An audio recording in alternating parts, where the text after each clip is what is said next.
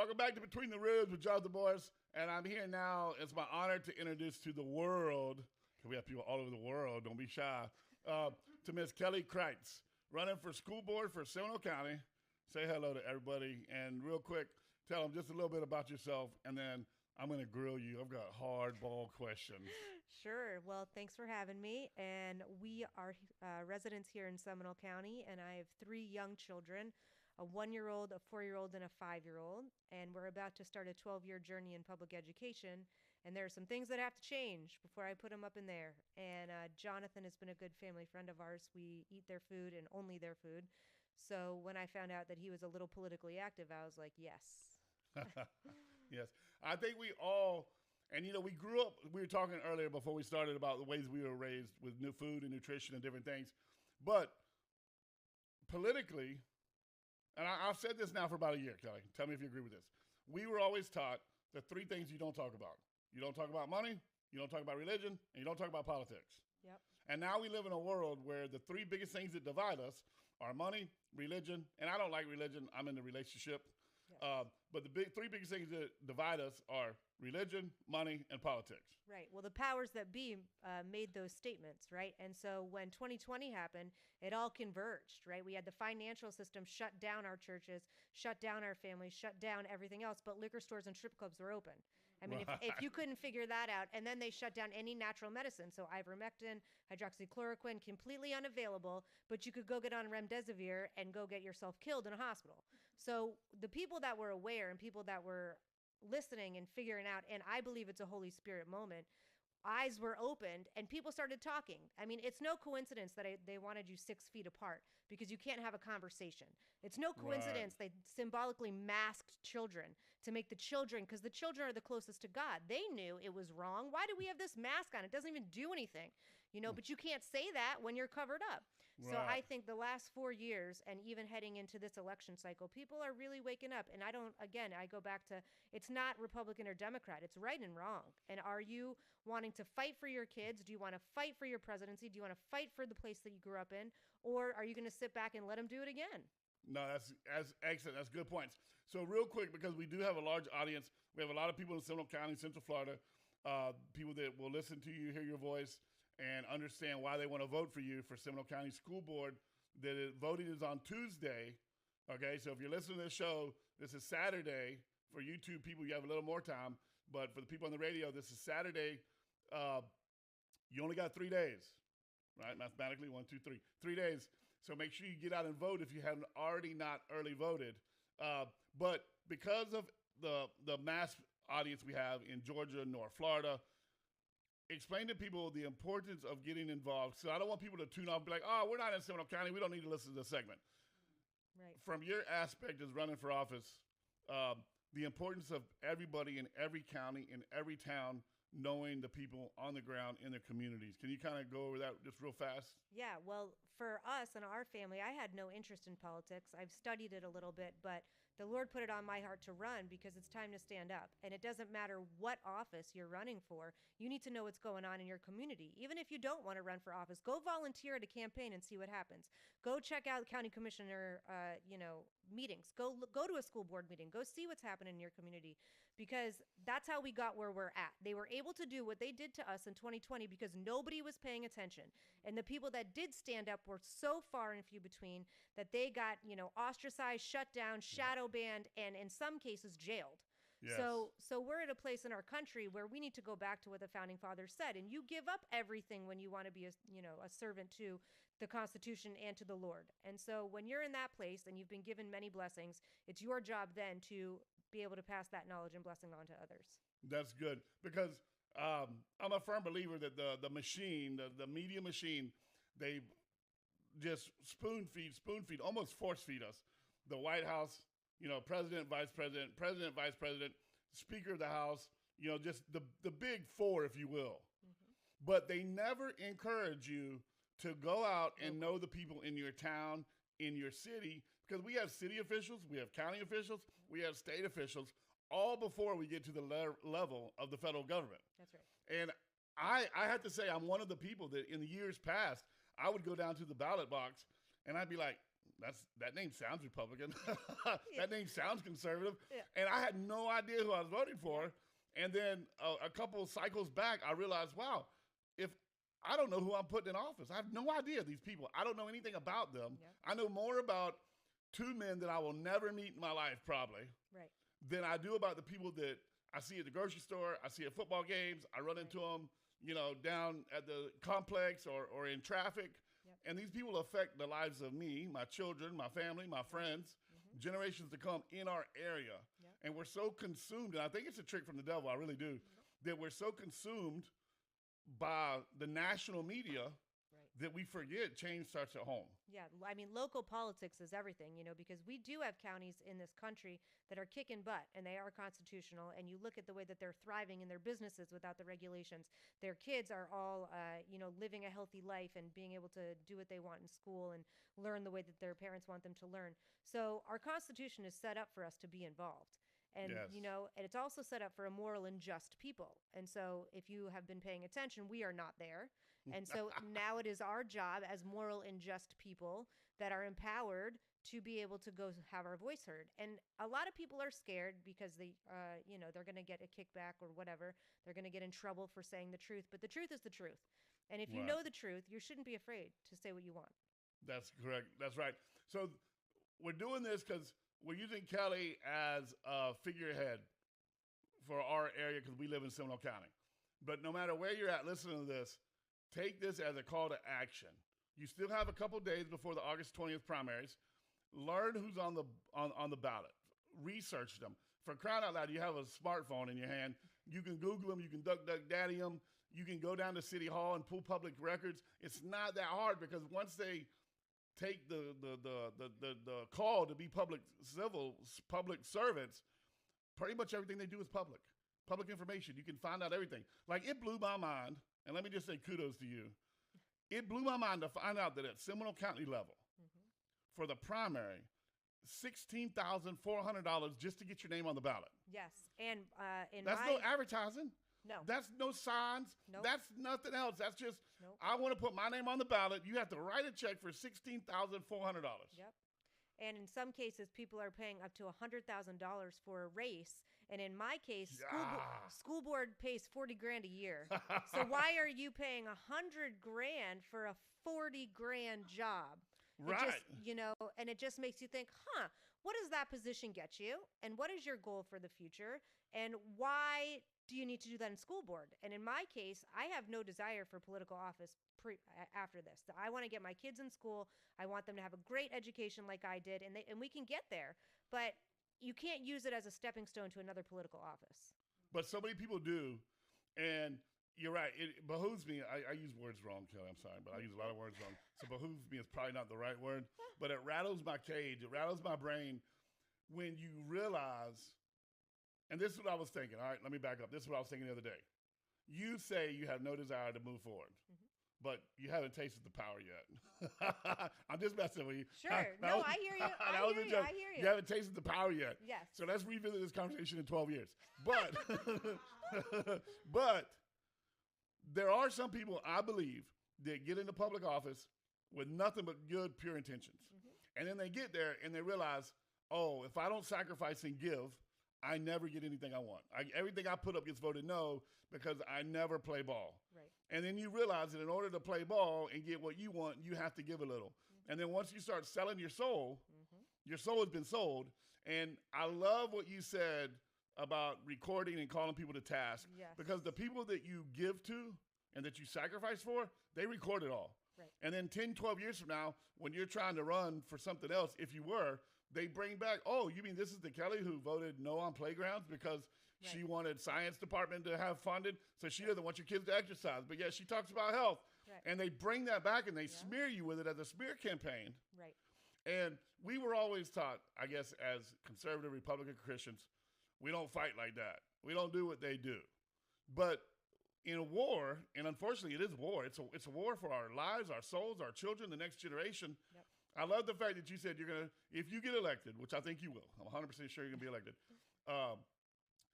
you're going to call Democrats and other people, even Republicans, to task that if they tell y'all something behind closed doors and then they don't vote that way, you're going to have that documentation, and then you're going to talk to the media and talk to people and say, hey, look, this person lied to the public. That's right. Yep. And that's awesome, because this is why I said all that. I was thinking, you look at the big four, the big eight, whatever you want to call them in Washington that we all vote for. Mm-hmm. They didn't wake up and run for office in Washington. Right. Somebody elected them at a local level. Right. Joe Biden maybe Donald Trump, because he just jumped into the game. But you look at people like Joe Biden, Nancy Pelosi, Rick Scott, our Governor DeSantis, they all started locally. Yep. And then as they got their footprint and their name out, they became this power that's unstoppable, really. Mm-hmm. Like once you're in the machine, yes. you pretty much are going to get most of the votes. Yes. So to me, the call to action is research and know these people before you get them in local office. Mm-hmm. Never let them get their hooks in. Right. Is that even possible? Well, yeah. I mean, and you to have weed them out early? Well, you have to know the foundation of the person you're voting for as a human being, right? Like in my case, I answer to the Lord and my husband, and that's it. Right. And so if I make people upset, I don't care. And if I know that the decision is right for my kids, even if I'm the only person on the board, I will vote for it, and I will publicly record it, and I will go bring it to the news and say, please tell me why my other board members will not, support this or whatever. But there is a wonderful person that's also running in District 4. His name is Carl Tipton. And Carl and I see things very similar. Yes. And we have each other's backs. So if both of us get on the board, I know that if we bring the receipts and we show these other board members, hey, there's no chance that you would want to vote for this if this is the consequence. And then you record that conversation, right. I love and it. you tell them, hey, tell me why. Like, you give them an opportunity, because, I don't know everything. There could be something that I'm not seeing. I have blind spots. So if they present me with counter data, I'm open to that. But I do believe there needs to be a conversation, and it needs to be serious. I think that we've lost the seriousness in our local elections, and everybody's afraid to step on toes. Carl and I do not care, because this is all we want to do. We want to make the school board awesome and make our schools awesome. I mean, he's 27 years in this, and I have kids that are going to be doing a 12-year journey here. So that is what we want. And I think that it goes back to, again, you have to know your politicians as human beings. There are very few politicians that I know and trust, even if they have an R behind their name. That doesn't necessarily mean they're good. In some cases, it means they're worse, because they're telling you one thing and they're voting a different way in private. Wolf in sheep clothing. 100%. Right out of the Bible. Yes, ma'am. And so you also, I email Corey Mills, I email DeSantis, I email Matt Gaetz, and I say, hey, this is how you voted, tell me why. And in most cases, I align with them. But there have been things like the debt ceiling and this, the militarization bill. I was very upset with the way that they voted. So what do? You make your voice be heard, and that's all you can do. And I think that if we have that as a whole, the community, right, we get courage is contagious.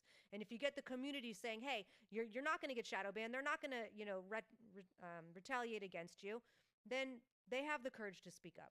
So kind of reverse the mob mentality. Yes. So right now the mob mentality is, I looked at this thing that the FBI did a long time ago about, they put 18 people in a room and they showed them all a triangle. 17 people in the room were FBI agents. One person in the room was a civilian, but he didn't know that the other 17 were FBI agents. We'll talk about that, and I'll show you what 41 grams of sugar looks like when we get back. Kelly Critz is in with me. I'm terrible pronunciation of the English language. Sure. I apologize. Between the ribs of Jonathan Boys, we'll be right back. Tricky since the beginning. We were talking about mob mentality and reversing that cycle. A long time ago, I don't know the exact year, it was several years ago, the FBI did a study. Mm-hmm. They called in supposedly 18 volunteers. Only one of them was a civilian. The other 17 were FBI agents. So the head of the experimental guy, the head of the, whatever it's called, the test, comes in, and he lays a triangle down on a board. Okay. And then he picks the triangle up and he shows it. And he's like, I want everybody to look at this for 2 minutes and then pass it around.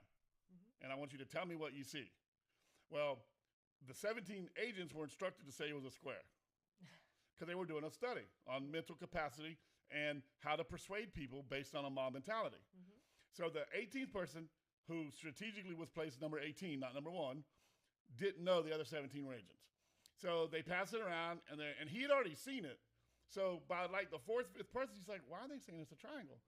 They put a triangle up there. Like, why are they saying it's a square? They put a triangle up on the board. Right. So by the time it gets to him, 17 people had said it's a square. So he gets the paper, and the instructor said, sir, what do you see? And he's looking. He's like, he's thinking to himself, am I crazy? Because he finally talked about it, years later. He's like, am I crazy? Is something wrong with me? You know, he's like, I clearly see a triangle. What am I missing?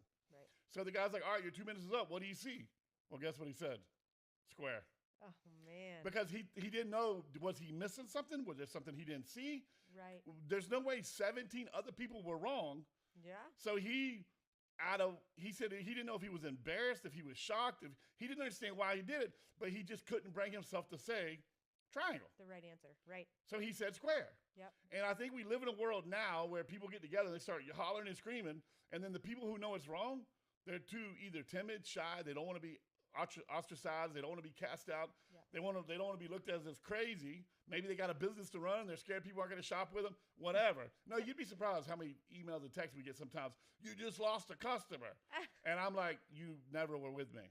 If me saying my opinion makes you not shop with my family's business, then you were never with us. You had your own agenda the whole time, because my opinion does not change the fact that I have the best meat, animals, vegetables in all the world, and we take very good care of what we do, and we sell a great product for a great price. Yeah. So if my opinion makes you not shop with me, then you're the problem, not me. Yeah. What did Michael Jordan say? Republicans buy shoes too.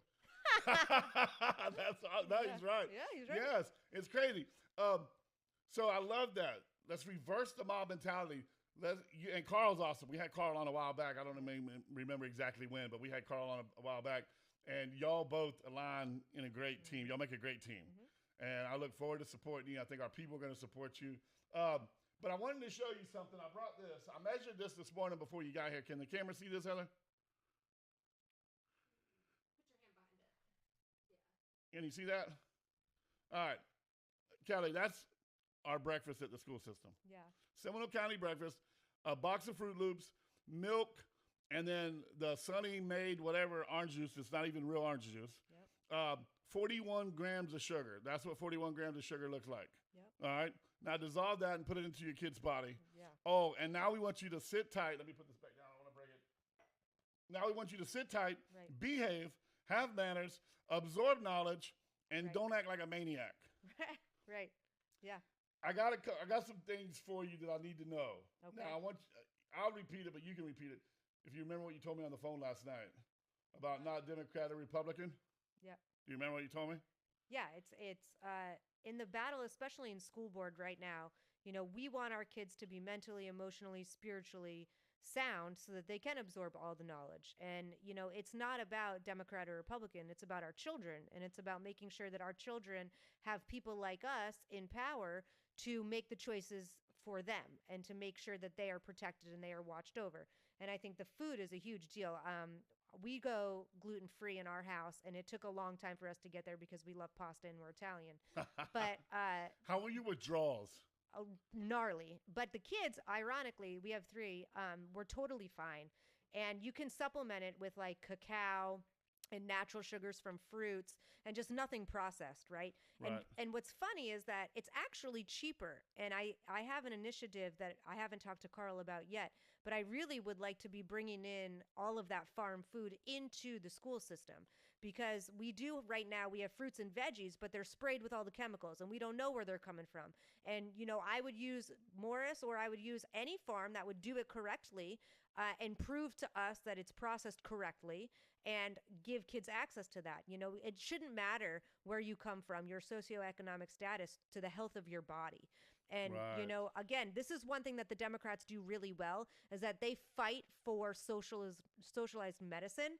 And I don't agree with that, because I don't believe in any big pharma in general. And they just want everybody connected to big pharma for the rest of their life, and they want the taxpayers to pay for that. That's not what I'm talking about. I'm talking about health freedom and letting these kids have knowledge as they're eating the foods. This is how it's made. This is what you should be eating when you have a sugar craving. If your body is, you know, shaky and you need protein, you need to be drinking clean water. It would be really nice to have a good water filtration system in these schools. You know, and all that, we have enough money to make this happen. Right. We just don't know where all that money's going. Well, you talk about big pharma, and you talk about it's basically they're building their future customer base. Yes.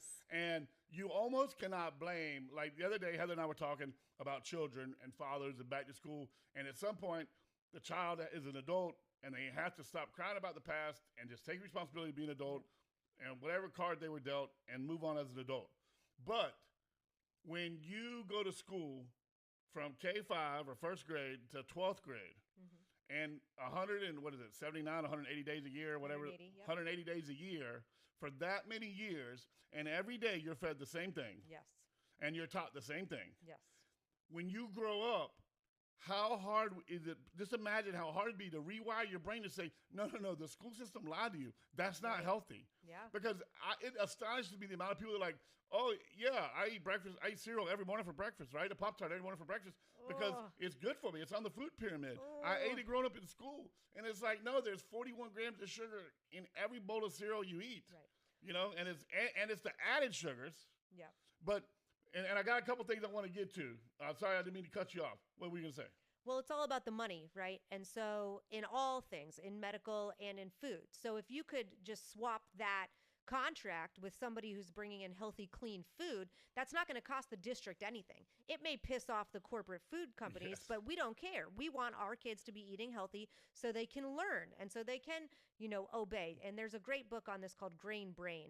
I suggest it to any of your listeners. Even if you do want to continue to eat the bad stuff, sometimes it's okay. But just to know, right? Just have the awareness.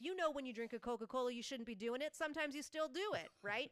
But the awareness, and then teaching the kids that nutritional awareness at a younger age. Like my children know in my house that they are not allowed to have chocolate unless they do something for it, right? It's not accessible, but you can have all the carrots, all the cucumbers, all the tomatoes, anything that's going to give you that sugar fill, but you just can't have the bad stuff all the time. I'm not in a mentality of this is it, but they do need to have awareness of what they're putting into their bodies. Yeah, and this could unpeel so many different topics. It's not the fact of calling a spade anymore, right? So you pick up something, you're like, oh, wow, this is good for me. It only has 4 grams of sugar in it per serving. And then down the bottom, there's a little asterisk that says includes 50 or 40 or 20 or whatever the number is, added sugars. Yes. And then you forget to read the serving size. The serving size is like 2 teaspoons. Yeah. And you eat a cup and a half every time you eat it. Yeah. So you're not getting 5 grams of sugar. You're getting 55 grams every time you partake of it. That's right. And you do that multiple times a day. I mean, for adults, it's like 25 or 30 grams a day, right? That's what they say to be healthy. For kids, it's like 11 or 12. Yeah. And we hadn't even got to school lunch. Right. The cardboard pizzas and stuff. But a couple of things that people have asked us, and I wrote this down. I asked Carl some of these same questions, but I want people to hear from you. And this goes, guys, to every county, in every city, in every state, because no matter where you're at, these are the questions you need to be asking your people that you're voting for. So the backup, and maybe I'll word this like a derelict. Let me try to think if this is a better sentence structure. Backing up the teachers on discipline. Yes. Let me word it that way. And I'll tell you why. Here's what was said to me. It almost seems like the line in the sand has been so far removed, allowing kids to disrespect, disrupt, and ultimately destroy the classroom teaching and learning environment, because when we grew up, you weren't allowed to talk back. That's right. Now kids can get up and push their teacher. Right. In some counties. Right. What is your take? And do we have time, Heather? We got to take a break. All right. What's your take, real quick? Give me like the 2-minute version of your theology or ideology behind discipline and backing up the teachers. Sure. Well, I'm 39, and when I went to college, it's ironic that Carl was my resource officer. Awesome. It is pretty awesome. But we have a code of conduct. It's just not implemented. And so you have all these different ideologies and the people on the board backing up the current administration's ideology, which is give them 5, 6 chances. Now, if you guys know national politics, you remember Rudy Giuliani when he went into New York and he did the broken windows policy. And that is you have one infraction and you get punished for that. And then the small stuff becomes the big stuff, and then you don't have to deal with the big stuff anymore. And so in our cases, it's really detrimental to the teachers right now, because they are not allowed to make referrals because we need to keep our A status. So what's happening is that these kids are misbehaving. The teacher goes to write them up, and then their principal either destroys the referral or tells them that they can't be submitted. Now, I don't know across the board if that's the case. I've only talked to 2 or 3 teachers in 2 or 3 different schools, and they've given me specific things, and I will not name them for their own desire. But the problem with what's happening is that everybody's okay with it, but in private, they're not. And so they won't publicly come out and say, hey, we have a discipline problem and it needs to be approached. They'll just say, oh, that's just the way things are now in 2024. And that's not the case. And Carl, who's really, really good on this because he's a resource officer and he sees it. So you can't deny it, right? He's been in the schools. He sees it. He sees the kids with the TikTok videos and they're harassing these teachers. And we need to keep a psychologically and emotional safe environment for the teachers just as much as these students, especially if these students are running over their parents at home. I mean, you don't know, right? And if the one place they're getting the discipline is in school, it needs to happen. Because for the community, then they're going to go out and run amok. It doesn't matter, like I said, where you come from, what you look like, who you worship, nothing. None of that matters. Merit-based discipline. Yes. Every child should be held accountable to the same standard every single day. And I remember that when we would go to school and we were late, I was scared to be late. Right. In some Yes. and in some cases, I was scared to look teachers in the eye because they had that authority, because the administration backed them up. Yes. My daughter Aurora told me, Dad, it's crazy. The bell rings and kids just hang out. They stand out in the hallway. She was even telling me about a class that a group of kids told the teacher, we do better in the hallway than in your classroom. What? And to not cause friction, he allows like 6 or 7 of these kids to sit outside in the hallway with the door open because they do better hearing him, not seeing him. Well, the thing is that teenagers are smart. You know, Yes. even middle schoolers are smart. If they can get away with one thing, they're Of going to get away with course. anything. Yes. And they don't want to be in school. Come on. It's not really fun to be in an air-conditioned, enclosed building, you know, with teacher yelling at you. I get it when you're Right. 15. But I'm sorry. Sometimes I don't like to get up at 5 o'clock in the morning and do the dishes and cook breakfast. But that's life. You got to Right. do it. And they have to learn that if you put the work in, you will get rewarded. So I But think if they're not putting the work in, then they're not getting disciplined, and then they're not getting rewarded. So what do we have? We have a socialist society. Right. We got to sum it up with Suck It Up, Buttercup. But I'll explain that when we get back. Between the Ribs and Drive the Boys, Kelly Critz. Critz. Dadgummit, I did okay. it wrong again. It's okay. All right. So Aurora was telling me about not only this group of kids, and obviously we're only on day 2, so this was a last year problem. Yeah. But I want to bring up something that a lot of people give Carl flack on. Okay. And I love Carl to death, right? And he's strong and he's unwaveable or unwaving, right? Is that the right word? Yeah. So he starts out with dress code. And I understand why, because he has the same message you have. If we don't enforce the small stuff, then there's no way we can address the big stuff. Yep. Because how can you tell a parent your kid can't come here when he's watching a stripper walk down the hallway? That's right. Right? So Carl's big on we need to do dress code. And then you have all these little privileged, I hate to say white because they come in all races, but these little, I call them the Timucua moms, right? No disrespect because I love Timucua. But they're like, well, I don't want my daughter going to Timucua. I'm sorry, going to Journeys just because she wore the wrong outfit, right? Because the message does sound hard. But I agree with it 100%. Aurora yesterday sent a text, first day of school. The girl walked right past the principal. And I won't say the principal's name.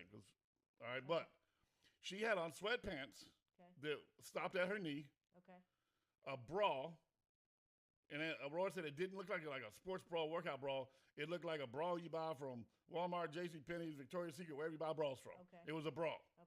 And stiletto high heels with her hair up in a bun on top of her head. She didn't even have her hair down trying to hide her shoulders. No sweatshirt, no sweatshirt, no jacket, no nothing. And there was a conversation, because Aurora was being nosy, and it wasn't the principal, I will say that. It was 2 other people in administration that someone said, are we going to do anything about it? And they said, not on day 2, let's just get back to school. Wow. So when you have a girl walking around in stiletto high heels, first of all, who let her out of her house, right? Because we have to address the problem that it's not all the school and the school board's fault. No. And a lot of it falls on the parents. Yes. But when you have parents who are so occupied with their own crap and their kid goes, no, Dad, it's cool. The school lets us do this now. Plus, I have gym first period, so I'll change after gym. And the dad or mom are like, yeah, whatever, just get out of the house, don't be late for school. Yeah. Right? Yeah. Okay. That aspect, to me, don't get me wrong, I'm a firm believer in uniforms. If I had my way, call me a comedy bastard if you want to, but if I had my way, I actually was at Target. I like to call it Target, but I was at Target. Makes me feel fancy. Yeah. I was down at the Target yesterday on one of my outings. I don't get out much, but I'm on one of my outings, and he had me in a grocery cart, pushing me around. And uniform pants are $9.99, Yeah. Uniform shirts are $7.99. They come in blue, red, gray, Sounds white. You can dress a kid for $15. Okay, that's with socks and a belt for $20. Sure. All right, 4 pairs of pants, 4 shirts, mix and match. Boom, we'll see you at Christmas for some new ones. And it does away with all that. Yeah, sure. But I understand in today's world, there's no way in hell or Hades that you're going to get people to vote on uniforms. Because how dare you take away the right of my children to express themselves freely? Right. Well, I remember when we were in high school and even in middle school, I went to Greenwood Lakes. And if you cut dress code, you put on gym shorts and a gym shirt. And so you had to look like crazy to have an oversized t-shirt and oversized shorts, especially I'm little, right? Like, and I was an athlete. I was a little tomboy. So for me, I looked ridiculous. If I cut dress code, I had to wear that all day long. So the consequence was always put on something else. And be embarrassed and be called out. Yes. And everybody knows you cut dress code. Yes. And part of that, too, is some kids would do it on purpose, just to look silly. And so, all right, whatever. But that is completely inappropriate with a bra and no shirt. And hold the phone because, again, teenagers are smart. She might have packed those clothes. She might have walked out in one outfit and changed in first period in that bathroom. Who knows? Doing a TikTok video. Who knows? But I think that that needs to be enforced. And I think that it's actually degradation of the child for a young girl who's a beautiful young child to be dressed like that and to think that that's going to get her attention. It's really sad. And for us, real quick, I'm going to interrupt you a couple times with this one because my brain ain't stopping no more. Okay. What you said about degradation. Where are the women? Like my daughter's a school teacher now. Right? And I know she's going to always do the right thing because I know Alyssa's spirit. But where are the teachers who are in that role position to change children's lives? Not to like judge her or cast stones at her, but to pull her aside and say, hey, baby, one day you're going to be 30. You're going to have a husband. You're going to have children. This is really what you want. This is really what the attention you're looking for. Put on some clothes. Take care of yourself. Be better than that. Why aren't these teachers, do they get in trouble? Like if a teacher pulled that girl aside and said, hey, listen, put on some clothes, get dressed, take better care of yourself. Will that teacher get in trouble for that in today's school system? I don't know really what's going on in Seminole County, like specifically as far as inside the schools with that issue. I do know from a worldly standpoint, these women, that's all they see. They see it on their social media. They see it on TV. And in some cases, they have split homes where maybe the mom is dating somebody else and she wants to look cute, or the dad has a new girlfriend and she's cute. So the role models might not necessarily be there, and then I come back to me as a mom. I have a strong faith. And so my kids are in the church and they're around strong women and beautiful women. You can wear clothes that cover your body and you can look gorgeous. Yes. There's a way to do it. And so what's funny is I actually always thought Melania Trump looked unbelievable because she never looked like slutty in any way. She's always classy, always covered, and just looked beautiful. And so for my daughter, that's the example that I want for her. Yeah. We don't do a lot of TV, a lot of media.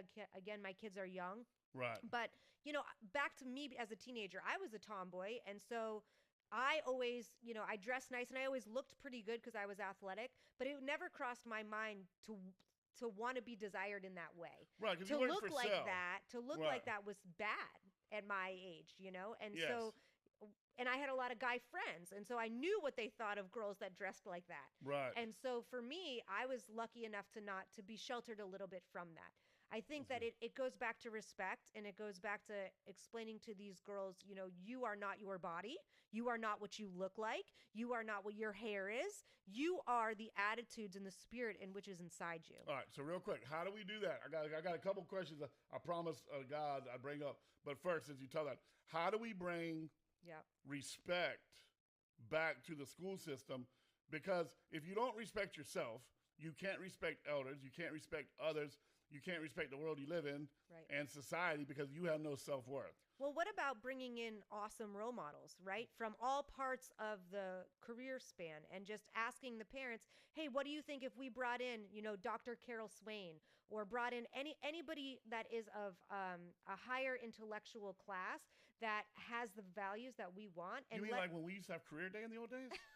Sure. Or just any women that want to talk to younger women, especially some of these girls that are going through, hard times at home. They need that strong influence. And Carl's a big fan of the mentorship stuff. I really backed up DeSantis's bill to have chaplains in there. Right. And that can be of either. That can be male or female. And some of these girls don't want to talk to a male pastor who's 45 years old. You know, that's understandable. They want to talk to the 22-year-old who just got out of Bible college, who's on fire for the Lord, and can give them that inspiration. Right. You know, so there's creative ways you can do it, but you just can't let them get away with it. I'm sorry. It starts with that. There has hey, to be rules about it. This right? is wrong, and this is why it's wrong. You are not wrong as a person. The choice you made is wrong. I like it. No, that's good. That's good. Because there is something to be said about, I hate the word feelings, but there is something to be said about how you correct somebody. If you correct them through beating them up and tearing them down, or if you correct them through positive, now there's a line and there's punishment. Yep. But I'm going to tell you why you don't want to do it instead of just don't do it because you're a dirty, nasty, filthy human being.